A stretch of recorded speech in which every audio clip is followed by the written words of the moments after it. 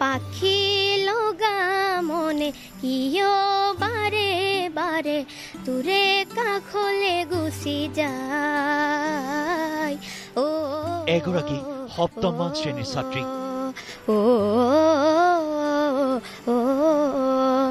তোৰেও কথা ভাবি উশাহ উৰুঙা লাগে যাৰ গীতৰ সৌৰভত মোহিত হৈছে বহু শ্ৰোতা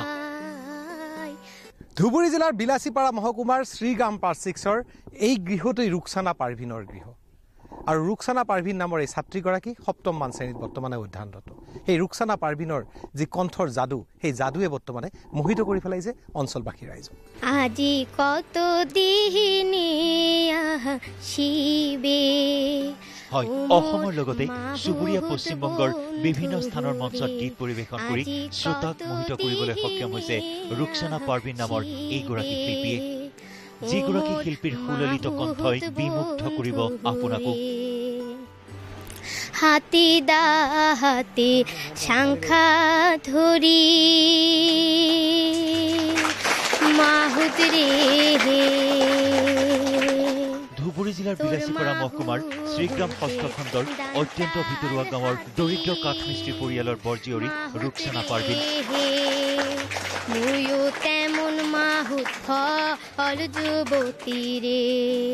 অঞ্চলটোত 1984 চনতে স্থাপিত এখন ভেঞ্চাৰ স্কুল নিউ হাতীপুতা এমি মাদ্ৰাছাৰ সপ্তম শ্ৰেণীৰ এইগৰাকী ছাত্ৰীৰ প্ৰতিভাক লৈ সৰ্বত্ৰে চলিছে ব্যাপক চৰ্চা এনেখন মৰমৰ দে ও মোৰ হৰিয়া মাত অসমৰ সুৱদি মাত পৃথিৱী সংগীতৰ কোনো ধৰণৰ মৌলিক শিক্ষা অবিহনে সংগীতৰ জগতখনত 7 বছৰ বয়সতেই অকস্মাতে মোবাইলত শুনা এটি গীত পৰিৱেশন কৰি ৰাইজৰ দৃষ্টি আকৰ্ষণ কৰে কণমানি ৰুকসানা পাৰভিনে 7 বছৰ বয়সৰ পৰাই মই গান গাওঁ 7 বছৰ বয়সৰ পৰা গান গায় প্ৰথম কি গান গাইছিলা ফাৰ্ষ্ট গানটো কি আছে মনত আছে এতিয়া কোনটো গান ভাল লাগিছিল প্ৰথমতে এখন বিচ্ছেদ গান গাইছিলো মই কোনটো গান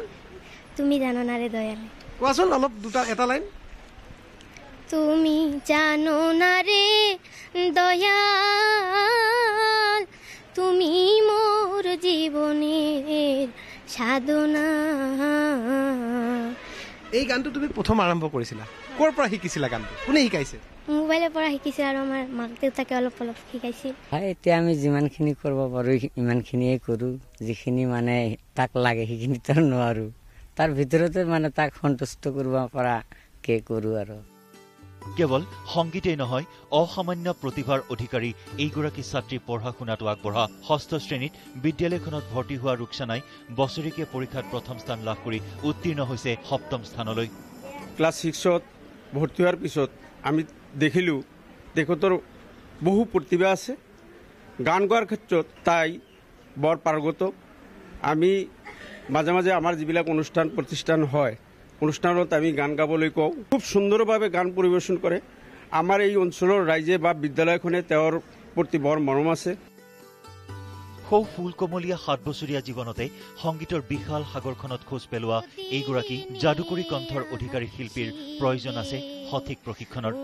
পিছে গৰাখহনীয়াৰ কবলত পৰা দৰিদ্ৰ পৰিয়ালটোৰ নাই আৰ্থিক সামৰ্থ্য উপযুক্ত প্ৰশিক্ষণ লাভ কৰিলে অনাগত সময়ত সংগীতৰ ক্ষেত্ৰখনত নৱতম চাঞ্চল্যৰূপে পৰিগণিত হ'ব ৰুকসানা পাৰভিন হাতী দাহাতে শাংখা ধৰি বিলাসীপাৰাৰ পৰা কেমেৰা পাৰ্চন ৰাজা শৰ্মাৰ সৈতে Jyotirmoy Chakraborty news 18 Assam north east দান্তাল হাতী মাহুত ৰে মুয়ো তেমন মাহুত ফল যুবতী ৰে